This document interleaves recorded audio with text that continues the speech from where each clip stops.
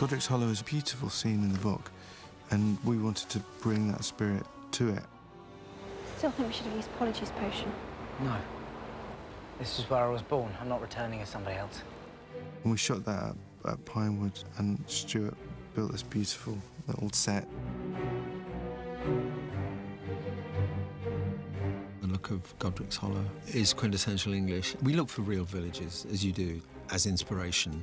And in the place I preferred, there were 3 magnificent cedar trees, and it seemed just great to have the graveyard underneath the spreading branches of the cedar tree. Pinewood has this splendid old garden, part of the original estate before it was ever a studio. And there is one magnificent cedar tree there. So we went there for that tree, literally, and built the graveyard around the tree. It's a mixture of modern gravestones and very old ones. It was a very beautiful set. People couldn't believe that it wasn't real.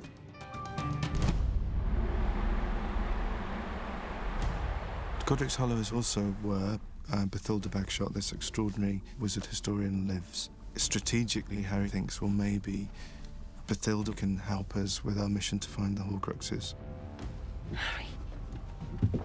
Bathilda's house is an old house, and she's been inhabited by Voldemort, so she's not really functioning anymore. So we had all these dotty old lady boxes full of things down the passageway and under the bed, and we raided the costume and the charity shops for clothes to put on the floor.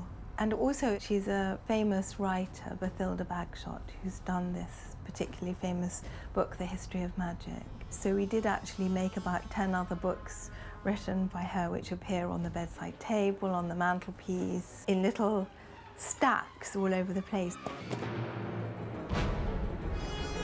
I think it's a perfect set. It looks really ancient, but it's very, very beautiful.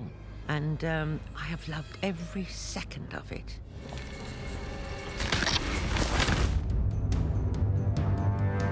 Godric's Hollow turns into a very dangerous trip. They find Bathilda. She is there. They think she can help them, but everything is not quite what it appears. And it actually turns out to be Nagini waiting. I don't like this, Harry. It then leads into what is, I think, one of the scariest sequences in the film, which is a huge fight between me and Nagini, who is Voldemort's pet snake, I suppose. Nagini's probably the closest thing we have in terms of it's a creature in the film, but it actually, it's really a snake. I think, snakes scare a lot of people, and we can play on those kind of pretty sort of straightforward references of the way snakes move and the sort of the creepy nature of them, the eerie sort of quality of them.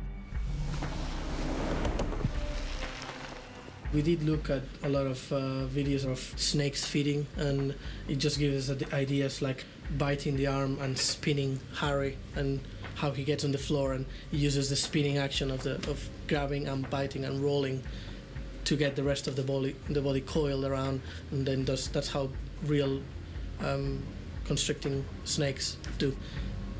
So that we use that as definitely as reference. It's the first time where you've actually seen Nagini attack, and she feels physically very dangerous. We haven't seen that before. And they're fighting in a very small space. So the planning of that scene was key.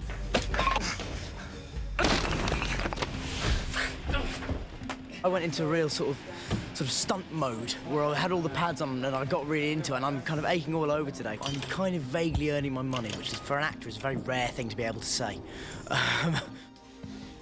When Greg hits you, we'll need to feel just a bit more impact. Okay, fine. Just a bit Greg more. can do that. Yeah. We do that. Yeah. But you can... Obviously, we're shooting without Nagini, so to give Dan the energy he needed, we had people sort of poking him with sticks. Because we are the high-tech, multi-million-dollar production that we are, the snake's double was a pole with a boxing glove tied to the end, and Greg Powell, who's a stunt coordinator on Potter, and he's a bit of a legend within the industry, he was on the other end, and it was all fine, and we were doing well, so I'm trying to parry the glove pole snake away, and then Greg really just planted the front foot, and it hit the chair very hard, and it went up and smacked me in the mouth, and my teeth went really hard into my gum. So I had a fat lip for about a day, but it's really calmed down, so I'm feeling pretty good, which is good because I've got a photo shoot on Sunday.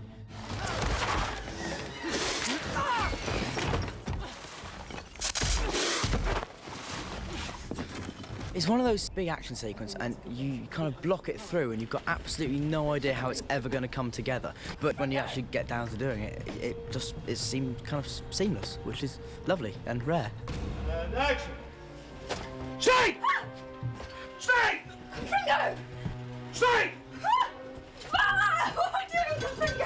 Sorry. Out there. Red card. That was the best one yet. Out there. That was terrific. Oh. Sorry, what am I doing? The snake's... The snake's coming and it's Ringo.